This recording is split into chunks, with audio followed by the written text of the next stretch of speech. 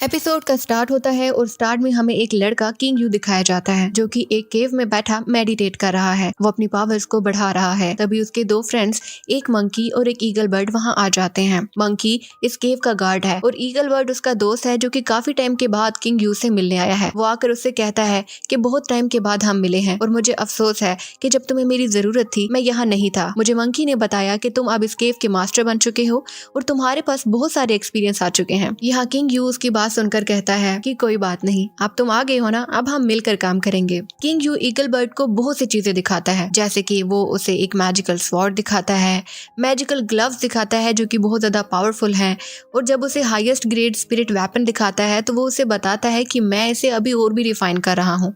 ये सुनकर मंकी कहता है कि आपकी स्किल्स तो बहुत ज्यादा इंप्रूव हो चुके हैं। वो कहता है हाँ, मैं मेटेओर के फाइनल स्टेज पे पहुंच चुका हूँ। इसके बाद वो उन्हें एक स्फीयर क्रिस्टल दिखाता है और उनसे कहता है कि ये मैजिकल क्रिस्टल हम यूज कर सकते हैं अपनी कल्टीवेशन स्पीड को बढ़ाने के लिए।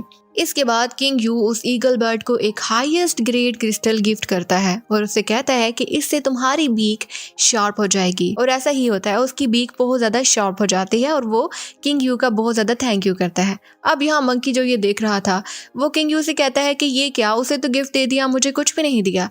और तभी उसकी नजर वहां पड़े एक मैजिकल वेपन जेड स्वॉर्ड पे पड़ती है। वो किंग यू से इसके बारे में पूछता है कि क्या मैं ये ले सकता हूँ। तो किंग यू उससे कहता है कि ये कोई आम वेपन नहीं है, बल्कि ये फेरी गेट को खोलने वाली 9 चाबियों में से एक है।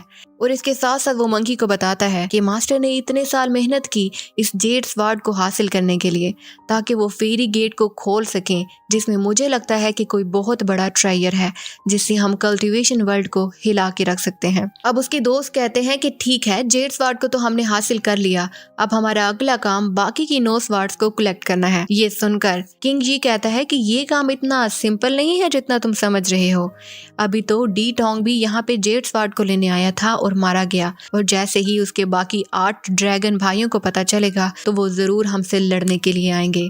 और उनसे लड़ना कोई आसान काम नहीं है, क्योंकि वो पर्पल ड्रैगन है और बहुत ज्यादा हाईएस्ट लेवल पे हैं। अब ये सुनकर मंकी उसे कहता है तो क्यों ना तुम अपने अंकल लैन की हेल्प ले लो। तो किंग यू कहता है कि नहीं, ये काम मैं अकेले ही करूंगा, मैं उन्हें परेशान नहीं करना चाहता। इसके बाद हमें वही 8 पर्पल ड्रैगन को दिखाया जाता है जो कि ह्यूमन फॉर्म में आ चुके हैं। उनमें से एक ड्रैगन आकर कहता है कि हमारा 8वां भाई जेड स्वॉर्ड को लेने के लिए गया था। उसकी आखिरी जगह जहाँ पर वो था वो ब्लड केव में था और वहीं पर वो मारा गया।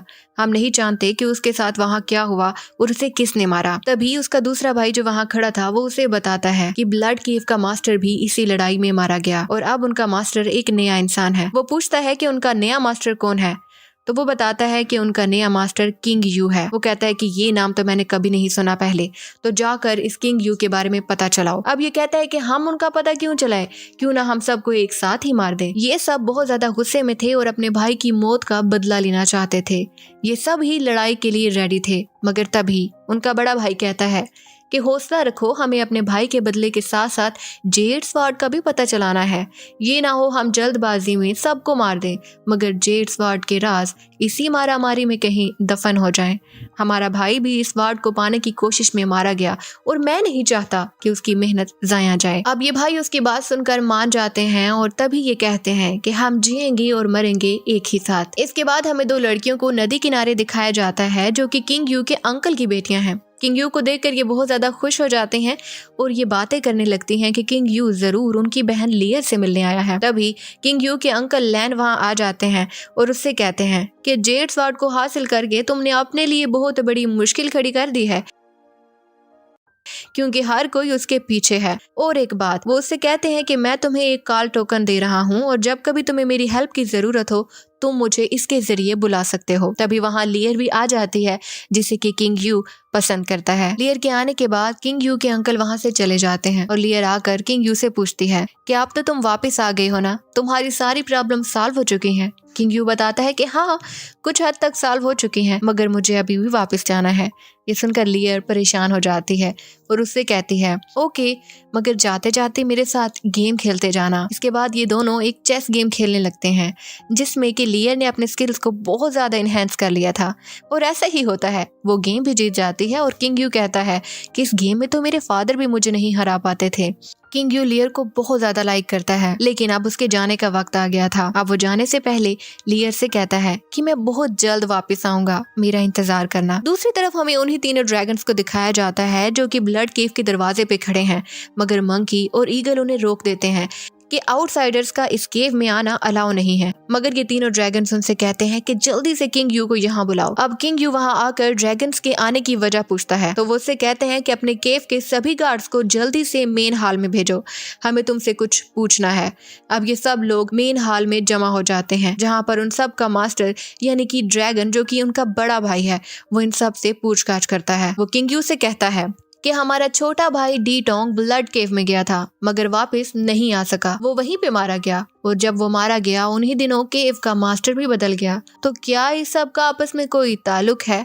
किंग यू समझ जाता है कि ड्रैगन प्रिंस उस पर शक कर रहे हैं। तो किंग यू उससे कहता है कि जहाँ तक मास्टर बनने का सवाल है तो मैं मास्टर अपने सब गार्ड से मुकाबला करके बना हूँ, और दूसरी तरफ जहां आपके भाई और केव मास्टर की मौत का सवाल है तो मैं सीक्रेट रूम से मिलने वाले इस टोकन के अलावा कुछ भी नहीं जानता। अब जब ये ड्रैगन इस टोकन को देखता है तो वो गुस्से में लाल हो जाता है और कहता है ये तो हमारे भाई का टोकन था, इसका मतलब है कि तुमने हमारे भाई को मार दिया ताकि तुम केव के नए मास्टर बन सको। और वो जल्दी से किंग यू पर अटैक करना चाहता है, मगर उसका भाई उसे रोक लेता है।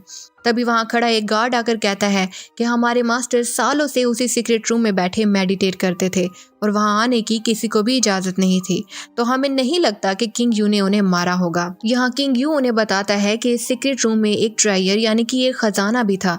वो पूछते हैं कि अच्छा तो वो कैसा खजाना था, हमें दिखाओ। तो किंग यू कहता है कि मुझे इस टोकन के अलावा उस रूम में कोई खजाना नहीं मिला। अब ये ड्रैगन उन सब गार्ड्स में से एक से पूछता है कि मुझे एक एक बात बताओ कि उस दिन क्या क्या हुआ। वो उन्हें बता रहा था कि उस रूम में टोकन के अलावा हमें कुछ भी नहीं मिला।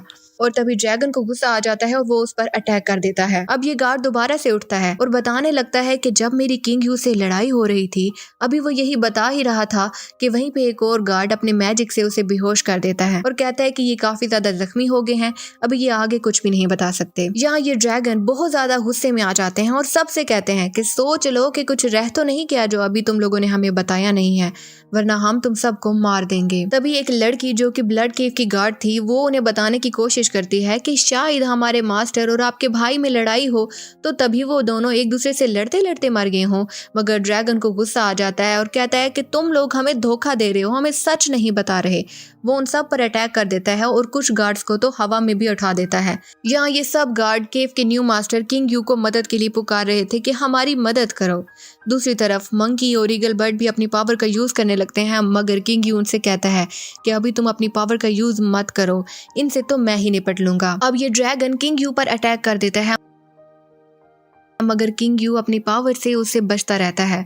वो अपने मैजिकल ग्लव्स का यूज करता है और इसके साथ साथ अपने सब स्किल से उससे बचता जा रहा था, उसका सामना कर रहा था।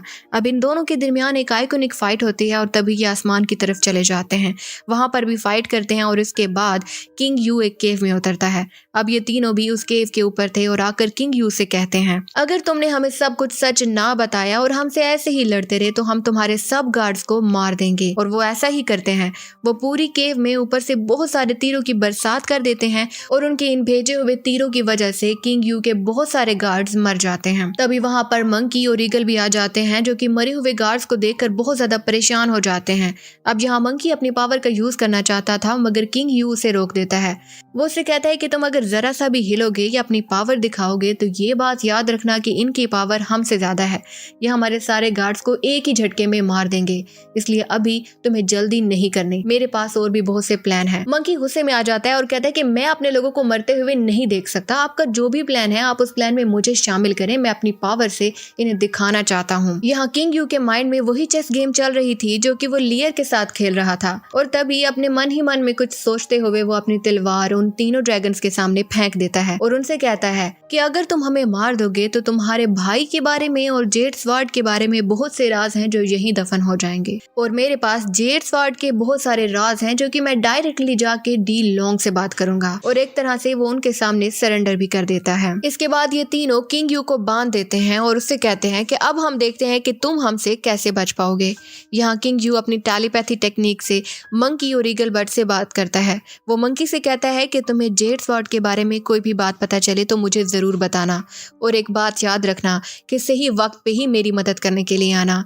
दूसरी तरफ वो ईगल बर्ड से कहता है कि हमारी ब्लड केव का ख्याल रखना, और ईगल बर्ड उससे कहता है कि मैं ब्लड केव का अच्छे से ध्यान रखूंगा। और इसके बाद ये एपिसोड एंड हो जाती है।